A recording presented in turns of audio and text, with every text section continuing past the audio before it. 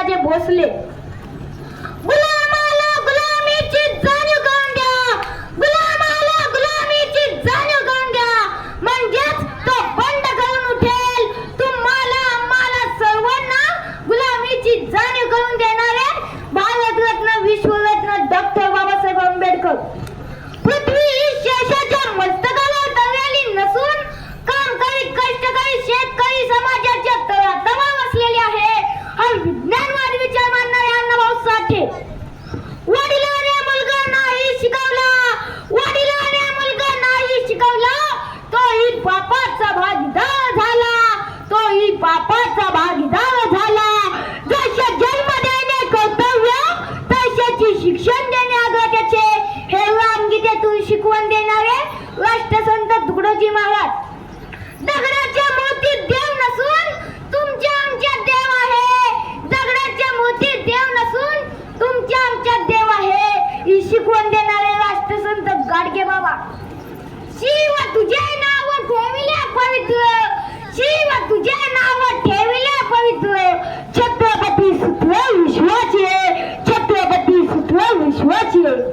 शिवांना प्रेरणा देणारे, शिवांना शिकवण देणारे आणि शिवांचे खरे गुरु म्हणजे संत तुकाराम महाराज. या सर्व महापुरुषांच्या विचाराला मी आज शिवराज सुरेश कदम अभिवादन करतो आणि माझ्या भाषणाला सुरुवात करतो. सूर्य कधी कुणाच्या तळहाताने झाकत नाही, सूर्य कधी कुणाच्या तळहाताने झाकत नाही.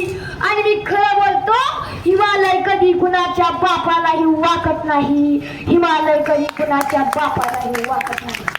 आणि ताकद देण्याचं काम आम्हाला छत्रपती शिवाजी महाराजांनी केलं आहे. मित्रांनो, जिजाऊबा साहेबांनी शिवाजींना आदेश दिला, शिवाजी राजे गोड्या बसा, हातात तलवार घ्या आणि शत्रूंचा निपात करा.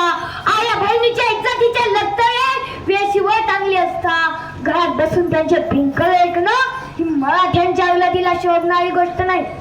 जिजाऊबा साहेबांचा क्रांतिकारक विचार ऐकून शिवरायांच्या अंगातलं रक्त सळसळलं आणि सळसळलेलं रक्त उकळलं आणि उकळलेलं रक्त हिंदवी स्वराज्य स्थापन करूनच शांत झालं, हिंदवी स्वराज्य स्थापन करूनच शांत झालं.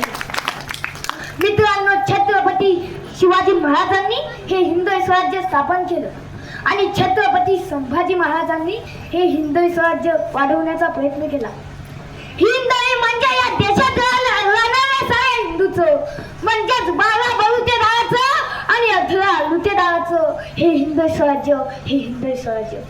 प्रत्येकानं पुस्तक वाचलं पाहिजे, प्रत्येकानं पुस्तक वाचलं पाहिजे, कारण पुस्तक वाचल्यानं हे मस्तक सुधारतं आणि हे मस्तक सुधारल्यानं हे मस्तक पुन्हा पुढेही नतमस्तक होत नाही, पुन्हा पुढेही नतमस्तक होत नाही. पोटाची खळगी भरण्यापेक्षा पाठीचा कणा ताट ठेवण्यासाठीच प्रत्येकानं जगलं पाहिजे, प्रत्येकानं जगलं पाहिजे. अहो, माझ्या राजाला 50 वर्षाचं आयुष्य वाटायला आलं. त्यातली 10 वर्ष बालपणाला गेली आणि 10 वर्ष रणांगणाच्या युद्धात गेली. उरली 30 वर्ष. 30 वर्षाच्या काळामध्ये या शिवबानं 750 वर्षाचा अपातंदाचा अंधार दूर केला आणि मातीमध्ये क्रांतिकारकाचा सूर्य प्रगटला, मातीमध्ये क्रांतिकारकाचा सूर्य प्रगटला. तसे राजे खूप होऊन गेले, पण सर्व राजांनी काय अशी आठवण केली जात नाही. त्या राजाच्या कोणी जयंत्या किंवा महंत्या साजरा करीत नाही. त्या राजाच्या कोणी हयात वारस असतील ते कदाचित करीत असतील, क्वचित कुणाच्या बाबतीत त्या राज्य संस्थानाच्या समाविष्ट असलेल्या प्रदेशातील लोक कुठे कुठे असे करीत असतील. परंतु शिवजयंती जितक्या उत्साहाने, उमेदीने, स्फूर्तीने साजरा केली जाते तसे इतर राज्याच्या बाबतीत घडत नाही. असे का हवे? इतर राज्यापेक्षा या राज्यात काय वेगळेपण होते हे वेगळेपण समजावून घेतले तर शिवकालाचा व शिवचरित्राचा नीट उलगडा होईल, शिवकालाचा व शिवकालाचा नीट उलगडा होईल. पहिली गोष्ट म्हणजे शिवाजी हा कोणी अधोगती तयार केलेल्या गादीवर बसलेला, हक्काने बसलेला आयतोबा नव्हता. आयत्या पिठावर वेगटवटेने सोपे असते, त्यात खायचे काही कौतुक असत काय नसते. शिवाजी असा हक्काने राजा बनला नव्हता, त्याने राज्य निर्माण केले. तो राज्य संस्थापक होता. राज्य निर्माण करणे सोपे नव्हते व नसते. शिवाजीने ते केले.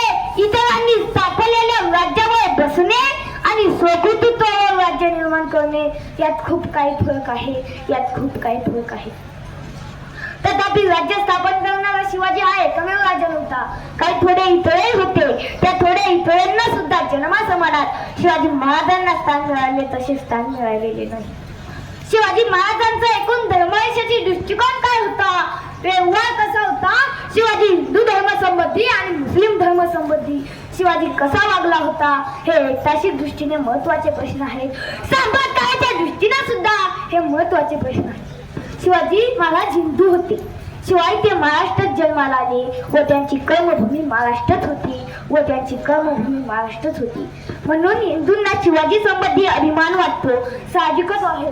व महाराष्ट्रीय हिंदूंना जगात जास्तच अभिमान वाटतो, तेही स्वाभाविकच आहे.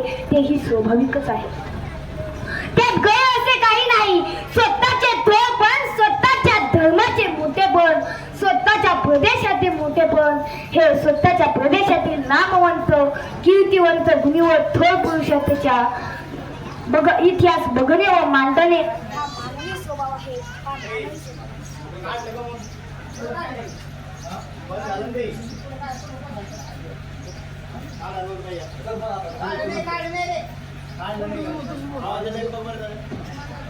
यात काही असे काही नाही. स्वतःचे धर्म, स्वतःच्या धर्माचे